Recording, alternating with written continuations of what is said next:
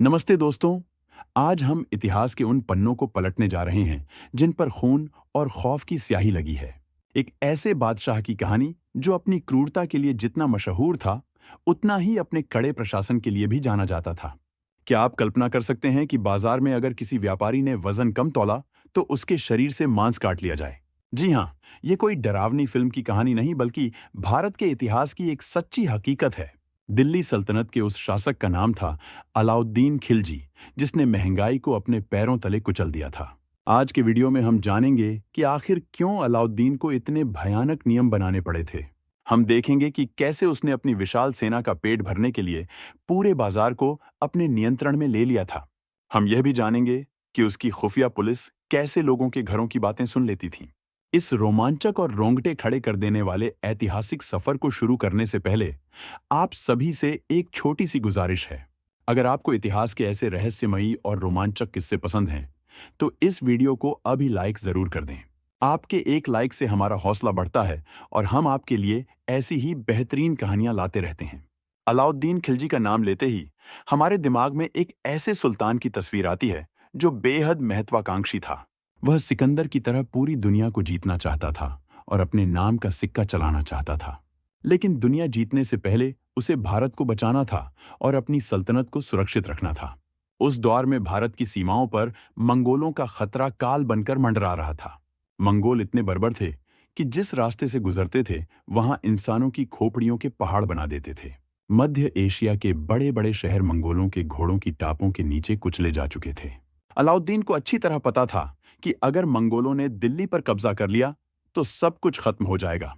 मंगोलों का सामना करने के लिए अलाउद्दीन को एक ऐसी सेना चाहिए थी जो न कभी थके और न कभी हारे। इतिहासकारों के अनुसार अलाउद्दीन ने करीब 4.25 लाख सैनिकों की एक विशाल और स्थायी सेना तैयार की थी। इतनी बड़ी सेना को हर महीने वेतन देना किसी भी सरकार के खजाने को खाली कर सकता था। उस समय खजाने में इतना सोना चांदी नहीं था कि हर सैनिक को मुंह मांगी रकम दी जा सके। अलाउद्दीन के सामने एक बहुत बड़ी आर्थिक चुनौती खड़ी हो गई थी, जिसे सुलझाना नामुमकिन लग रहा था। अगर वह सैनिकों को कम पैसे देता, तो वे अपने परिवार का पेट नहीं भर पाते और कमजोर हो जाते। और अगर सैनिक कमजोर होते, तो मंगोलों की खूंखार सेना के सामने वे ज्यादा देर तक टिक नहीं पाते। वहीं अगर वह सैनिकों को ज्यादा वेतन देता, तो कुछ ही सालों में शाही खजाना पूरी तरह खाली हो जाता। इस धर्म संकट से निकलने के लिए अलाउद्दीन ने अपने सलाहकारों और बुद्धिमान मंत्रियों के साथ बैठक की। काफी विचार विमर्श के बाद उसने एक ऐसा रास्ता चुना जो उससे पहले किसी भी सुल्तान ने नहीं चुना था। उसने तय किया कि वह सैनिकों का वेतन बढ़ाने के बजाय बाजार में बिकने वाले सामान के दाम कम कर देगा। यह अर्थशास्त्र के इतिहास का एक बहुत बड़ा और जोखिम भरा प्रयोग था, जिसे आज भी याद किया जाता है। अलाउद्दीन का मानना था कि अगर चीजें सस्ती होंगी तो सैनिक कम वेतन में भी मजे से रह सकेंगे। उसने एक शाही फरमान जारी किया और अपनी पूरी सल्तनत में वस्तुओं की कीमतें फिक्स कर दी। अनाज से लेकर कपड़े तक और सुई से लेकर गुलामों तक हर चीज का दाम सरकार ने तय कर दिया। सबसे पहले उसने खाने पीने की बुनियादी चीजों पर ध्यान दिया, क्योंकि सेना के लिए राशन सबसे जरूरी था। गेहूं, जौ, चावल, उड़द और घी जैसी चीजों के दाम इतने कम कर दिए गए कि आज हम सोच भी नहीं सकते। उस जमाने में एक मन गेहूं की कीमत 7.5 जीतल तय की गई थी, जो कि बेहद कम थी। हैरानी की बात यह है कि अलाउद्दीन के पूरे शासनकाल में इन कीमतों में 1 पैसे की भी बढ़ोतरी नहीं हुई। चाहे बारिश हो या न हो, या फिर सूखा ही क्यों न पड़ जाए, कीमतें अपनी जगह से नहीं हिलती थीं। यह अपने आप में एक चमत्कार था कि इतने सालों तक महंगाई एक ही जगह पर रुकी रही। लेकिन सिर्फ कागज पर नियम बना देने से बाजार नहीं सुधरते। यह बात सुल्तान बखूबी जानता था। व्यापारी और दुकानदार हमेशा ज्यादा मुनाफा कमाने की फिराक में रहते थे और जमाखोरी करते थे। अलाउद्दीन ने इस समस्या को जड़ से खत्म करने के लिए एक अलग विभाग बनाया, जिसे दीवान ए रियासत कहा गया। इस विभाग का काम सिर्फ यही देखना था कि बाजार में सुल्तान के नियमों का पालन हो रहा है या नहीं। उसने मलिक कबूल नाम के एक बेहद सख्त और ईमानदार अधिकारी को बाजार का अधीक्षक नियुक्त किया। मलिक कबूल की दहशत इतनी थी कि बड़े से बड़ा व्यापारी भी उसके सामने नजरें उठाने की हिम्मत नहीं करता था। बाजार के बीचों बीच एक दफ्तर बनाया गया, जहां हर रोज अनाज के भाव और आवक की रिपोर्ट दी जाती थी। अलाउद्दीन ने दिल्ली में 3 अलग-अलग तरह के बाजार स्थापित किए थे ताकि व्यवस्था बनी रहे। पहला बाजार अनाज का था, जिसे गल्ला मंडी कहा जाता था, जहां सिर्फ राशन का सामान मिलता था। दूसरा बाजार कपड़ों और कीमती चीजों का था, जिसे सराय अदल के नाम से जाना जाता था। तीसरा बाजार घोड़ों, गुलामों और मवेशियों के लिए बनाया गया था, क्योंकि सेना को घोड़ों की जरूरत थी। गल्ला मंडी में अनाज की आपूर्ति सुनिश्चित करने के लिए अलाउद्दीन ने बहुत ही कड़े इंतजाम किए थे। दोआब के उपजाऊ क्षेत्रों में किसानों को आदेश दिया गया कि वे अपनी फसल का आधा हिस्सा टैक्स के रूप में दें। यह टैक्स अनाज के रूप में लिया जाता था, ताकि सरकारी गोदाम हम राशन से भरे रहें। इसके अलावा किसानों को अपनी बची हुई फसल को खेत से घर ले जाने की इजाजत नहीं थी। उन्हें अपनी उपज को वहीं के वहीं व्यापारियों को तय सरकारी कीमत पर बेचना पड़ता था। यह नियम इसलिए बनाया गया था ताकि किसान अनाज को छिपाकर न रख सकें और बाजार में कमी न हो। बंजारे जो अनाज को एक जगह से दूसरी जगह ले जाते थे, उन पर भी कड़ी निगरानी रखी जाती थी। बंजारों के मुखिया को सुल्तान के सामने पेश होकर ईमानदारी की कसम खानी पड़ती थी। उन्हें अपने परिवार और बच्चों के साथ दिल्ली के पास ही रहने का आदेश दिया गया था। ऐसा इसलिए किया गया ताकि वे डर के मारे कभी अनाज की चोरी या कालाबाजारी न कर सकें। अलाउद्दीन ने दिल्ली में बड़े बड़े गोदाम बनवाए, जिनमें आपातकाल के लिए अनाज भरकर रखा जाता था। कहा जाता है कि इन गोदामों में इतना अनाज था कि दिल्ली कई सालों तक सूखे का सामना कर सकती थी। जब कभी बारिश नहीं होती थी या फसल खराब हो जाती थी, तो इन्हीं गोदामों से अनाज निकाला जाता था। राशनिंग की व्यवस्था भी अलाउद्दीन खिलजी ने ही अपने समय में शुरू की थी, जो आज भी हमारे देश में चलती है। अगर कभी अकाल पड़ता, तो हर घर को उसकी जरूरत के हिसाब से सरकारी गोदाम से अनाज दिया जाता था। इस व्यवस्था के कारण दिल्ली में कभी भी भूखमरी नहीं फैली, भले ही आसपास के इलाकों में लोग भूखे मर रहे हों। अब बात करते हैं उस सजा की, जिसने दिल्ली के व्यापारियों की रूह कंपा दी थी और उन्हें ईमानदार बना दिया था। अलाउद्दीन को पता था कि व्यापारी दाम में तो गड़बड़ नहीं करेंगे, लेकिन वजन में बेईमानी कर सकते हैं। अक्सर दुकानदार भोले भाले ग्राहकों को कम सामान तौल कर दे देते थे और पूरा पैसा ले लेते थे। इस चोर बाजारी को रोकने के लिए अलाउद्दीन ने एक बहुत ही खौफनाक और दर्दनाक कानून बनाया। उसने ऐलान करवाया कि जो भी दुकानदार कम तौलता हुआ पकड़ा जाएगा, उसे बहुत बुरी सजा मिलेगी। सजा यह थी कि जितना वजन उसने कम तौला है, उतना ही मांस उसके शरीर से काट लिया जाएगा। जरा सोचिए उस मंजर के बारे में, जब किसी दुकानदार के शरीर से सरेआम मांस का टुकड़ा काटा जाता होगा। यह सजा सुनने में ही इतनी दर्दनाक थी कि व्यापारियों के पसीने छूट जाते थे और वे कांपने लगते थे। इस नियम का असर यह हुआ कि दुकानदारों ने कम तौलना तो दूर, बल्कि थोड़ा ज्यादा तौलना शुरू कर दिया। वे डरते थे कि कहीं गलती से भी वजन कम हो गया तो सुल्तान के जल्लाद उन्हें नहीं छोड़ेंगे। अलाउद्दीन खुद भी भेष बदलकर कभी-कभी बाजार का जायजा लेने निकल पड़ता था। लेकिन उससे भी ज्यादा कारगर थी उसकी जासूसी व्यवस्था, जो पूरे बाजार में फैली हुई थी और हर खबर रखती थी।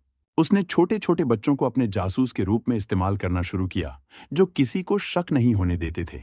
इन बच्चों को पैसे देकर दुकानों पर सामान खरीदने के लिए भेजा जाता था और वे अनजान बनकर जाते थे। दुकानदार सोचते थे कि यह तो बच्चे हैं, इन्हें आसानी से बेवकूफ बनाया जा सकता है और ठगा जा सकता है।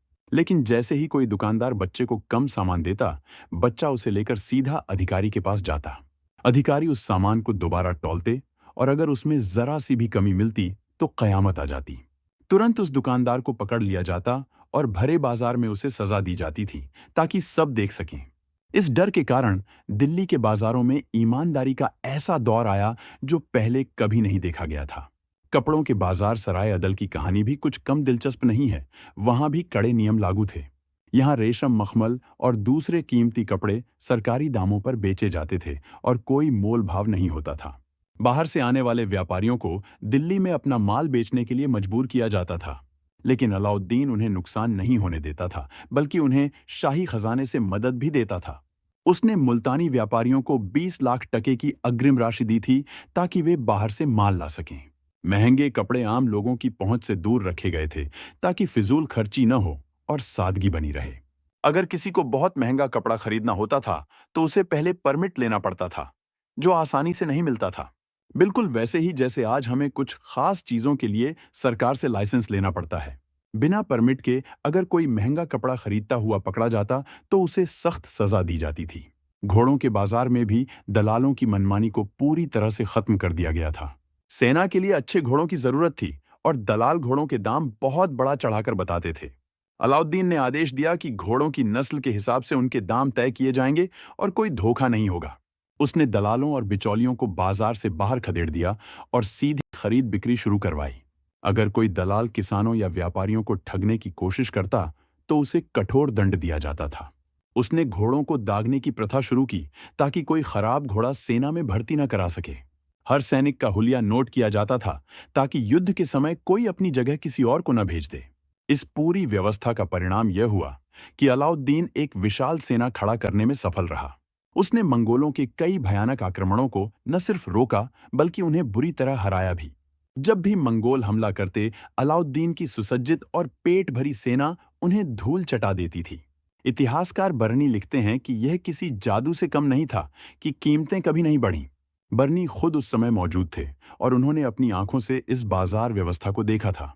हालांकि यह भी सच है कि यह नीतियां जनता की भलाई से ज्यादा सुल्तान के फायदे के लिए थीं। किसानों को अपनी मेहनत की कमाई बहुत सस्ते में बेचनी पड़ती थी, जिससे वे खुश नहीं थे। उनकी उपज का एक बड़ा हिस्सा तो टैक्स में ही चला जाता था और बचा हुआ हिस्सा सस्ते में बेचना पड़ता था। व्यापारियों का मुनाफा भी बहुत कम हो गया था और वे लगातार डर के साये में जीते थे। उन्हें हर वक्त यही डर लगा रहता था कि कब कौन सा जासूस उनकी शिकायत कर दे। लेकिन अलाउद्दीन का तर्क था कि राज्य की सुरक्षा के लिए किसी भी तरह की सख्ती जायज है। उसका मानना था कि अगर आम जनता के पास ज्यादा पैसा होगा तो वे विद्रोह कर सकते हैं। वह जानता था कि जब लोगों का पेट भरा होता है और जेब गर्म होती है तो वे बगावत की सोचते हैं। इसलिए उसने लोगों को इतना गरीब रखा कि वे दिन रात सिर्फ अपनी रोजी रोटी में ही उलझे रहें। अलाउद्दीन के दरबार में किसी को भी ऊंची आवाज में बात करने या शराब पीने की इजाजत नहीं थी। उसने अमीरों और सरदारों के मिलने जुलने और दावतें करने पर भी पाबंदी लगा दी थी। उसे डर था कि इन दावतों में सुल्तान के खिलाफ साजिशें रची जाती हैं, इसलिए उसने इन्हें बंद करवा दिया। उसका जासूसी तंत्र इतना मजबूत था कि लोगों को अपने घरों में भी बात करने से डर लगता था। लोग इशारों में बात करते थे क्योंकि उन्हें लगता था कि दीवारों के भी कान होते हैं। बाजार नियंत्रण की यह नीति अलाउद्दीन के जिंदा रहने तक ही पूरी तरह लागू रह सकी। यह व्यवस्था पूरी तरह से अलाउद्दीन के डर और उसकी सख्त प्रशासनिक पकड़ पर टिकी हुई थी। उसकी मौत के बाद उसके उत्तराधिकारी इतने योग्य नहीं थे कि इस सख्त व्यवस्था को संभाल सकें। अलाउद्दीन के बाद मुबारक शाह खिलजी गद्दी पर बैठा और उसने इन नियमों को हटा दिया। नियम हटते ही बाजार में वस्तुओं के दाम आसमान छूने लगे और पुरानी अराजकता वापस आ गई। व्यापारियों ने फिर से मनमानी कीमतें वसूलना शुरू कर दिया और जमाखोरी बढ़ गई। लेकिन इतिहास में अलाउद्दीन खिलजी की बाजार नीति को एक अद्वितीय प्रयोग के रूप में याद किया जाता है। आज के आधुनिक अर्थशास्त्री भी हैरान हैं कि उस दौर में उसने मुद्रास्फीति को कैसे काबू में रखा। बिना किसी कंप्यूटर या आधुनिक तकनीक के उसने सप्लाई चेन को कैसे मैनेज किया होगा, यह सोचने वाली बात है। उसने जमाखोरी रोकने के लिए जो कड़े कदम उठाए, वे आज भी प्रासंगिक लगते हैं। आज भी जब कालाबाजारी होती है तो हमें अलाउद्दीन के उन सख्त कानूनों की याद आती है। अलाउद्दीन ने साबित कर दिया कि अगर प्रशासन की इच्छा शक्ति मजबूत हो तो कुछ भी संभव है। भले ही उसके तरीके अमानवीय थे, लेकिन उनका असर जबरदस्त और तत्काल होता था। उसने दिल्ली को एक ऐसे किले में बदल दिया था जिसे भेदना किसी के बस की बात नहीं थी। उसकी सेना को इतिहास की सबसे बेहतरीन सुसज्जित सेनाओं में गिना जाता है।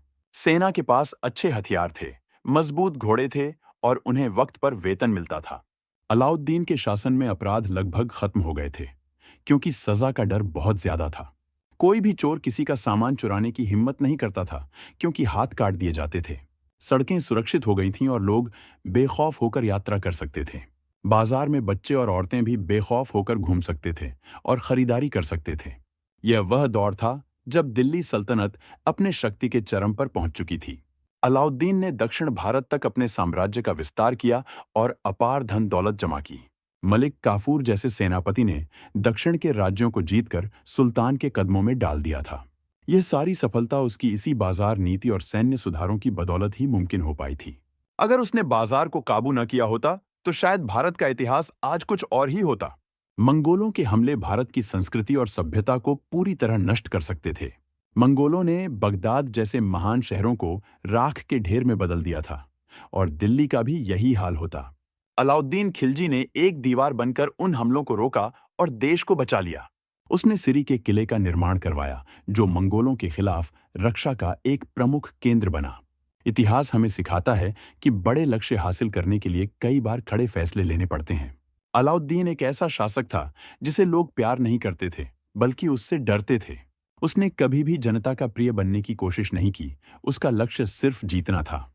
उसे परवाह नहीं थी कि इतिहास उसे क्रूर कहेगा या दयालु, उसे बस अपनी सल्तनत बचानी थी। उसकी कहानी हमें यह भी बताती है कि भय के बल पर बनाई गई व्यवस्था स्थायी नहीं होती। जैसे ही उसका खौफ खत्म हुआ, उसकी बनाई हुई पूरी व्यवस्था ताश के पत्तों की तरह बिखर गई। लोग उस दमनकारी शासन से मुक्त होकर राहत की सांस लेने लगे थे। लेकिन प्रशासनिक कुशलता के मामले में उसका कोई सानी नहीं था, ये सभी मानते हैं। आज जब हम महंगाई से परेशान होते हैं, तो बरबस ही अलाउद्दीन का किस्सा याद आ जाता है। एक ऐसा राजा जिसने महंगाई शब्द को अपनी डिक्शनरी से ही मिटा दिया था। चाहे वह अपनी क्रूरता के लिए याद किया जाए या अपनी नीतियों के लिए उसे भुलाया नहीं जा सकता। उसका शासनकाल भारतीय इतिहास का एक ऐसा अध्याय है जिसे नजरअंदाज नहीं किया जा सकता। अलाउद्दीन ने धर्म को भी राजनीति से अलग रखा, जो उस समय एक बहुत बड़ी बात थी। उसने उलेमाओं और मौलवियों को भी अपने कामकाज में दखल देने से साफ मना कर दिया था। वह कहता था कि मैं वही करता हूं जो राज्य के हित में है, चाहे वह शरीयत के खिलाफ हो या पक्ष में। यह उसकी दृढ़ इच्छा शक्ति और आत्मविश्वास को दर्शाता है, जो किसी और सुल्तान में नहीं दिखता। बाजार सुधारों के अलावा उसने भूमि सुधारों पर भी बहुत ध्यान दिया था। उसने सारी जमीन की पैमाइश करवाई और उसी हिसाब से टैक्स तय किया। बिचौलियों और खुद मुकद्दमों की ताकत को उसने खत्म कर दिया, जो किसानों को लूटते थे। उसने सुनिश्चित किया कि सरकारी खजाने में पूरा पैसा पहुंचे और बीच में कोई गबन न कर सके। अलाउद्दीन के समय में कला और साहित्य को भी बढ़ावा मिला। मशहूर शायर अमीर खुसरो उसी के दरबार की शान बढ़ाया करते थे। अमीर खुसरो ने अलाउद्दीन के विजय अभियानों का बहुत ही सुंदर वर्णन किया है। अलाउद्दीन ने दिल्ली में अलाई दरवाजा बनवाया, जो वास्तुकला का एक बेहतरीन नमूना है। हौज खास का निर्माण भी उसी ने करवाया था, ताकि दिल्ली के लोगों को पानी मिल सके। यानी वह सिर्फ युद्ध और बाजार तक ही सीमित नहीं था, उसने निर्माण कार्य भी करवाए। लेकिन उसकी सबसे बड़ी पहचान उसकी बाजार नियंत्रण नीति ही बनी रही। विदेशी यात्री इब्न बतूता ने भी अलाउद्दीन के इन सुधारों की बहुत तारीफ की है। हालांकि वह अलाउद्दीन के मरने के काफी बाद भारत आया था, लेकिन उसने लोगों से ये किस्से सुने थे। लोग सालों बाद भी अलाउद्दीन के उस सस्ते दौर को याद करते थे। अलाउद्दीन का अंत समय बहुत दुखद रहा और वह बीमारी से ग्रसित हो गया था। कहा जाता है कि उसके अपने ही विश्वासपात्र मलिक काफूर ने उसे धोखा दिया था। जिस सुल्तान ने पूरी दुनिया को डरा कर रखा, वह अपने आखिरी समय में बहुत लाचार हो गया था। लेकिन जब तक वह तख्त पर बैठा रहा, उसकी हुकूमत को कोई चुनौती नहीं दे सका। उसकी कहानी एक सबक है कि सत्ता और शक्ति का नशा इंसान को कहां से कहां ले जाता है। दोस्तों, आज हमने अलाउद्दीन खिलजी के उस चेहरे को देखा जो युद्ध के मैदान से अलग था। हमने देखा कि कैसे उसने दिल्ली की गलियों और बाजारों में अनुशासन का डंडा चलाया। हमने जाना कि कैसे एक सुल्तान ने अर्थव्यवस्था को अपने इशारों पर नचाया। मांस के बदले मांस का वह नियम आज भी सुनकर हमारे रोंगटे खड़े कर देता है। उम्मीद है कि इतिहास के गलियारों की यह सैर आपको पसंद आई होगी। हमने कोशिश की कि आपको उस दौर की एक साफ और सच्ची तस्वीर दिखा सकें। इस वीडियो को बनाने में हमने इतिहास की कई किताबों और दस्तावेजों का सहारा लिया है। हमारा मकसद किसी की भावनाओं को ठेस पहुंचाना नहीं, बल्कि सच सामने लाना था। अगर आपको लगता है कि हमने एक अच्छी कहानी आप तक पहुंचाई है, तो अपना प्यार जरूर दें। जाने से पहले इस वीडियो को लाइक करना बिल्कुल न भूलें, क्योंकि ये हमारे लिए बहुत मायने रखता है। हम आगे भी आपके लिए भारत के इतिहास से जुड़ी ऐसी ही अनसुनी कहानियां लाते रहेंगे। तब तक के लिए अपना ख्याल रखें और इतिहास को जानते और समझते रहें। धन्यवाद।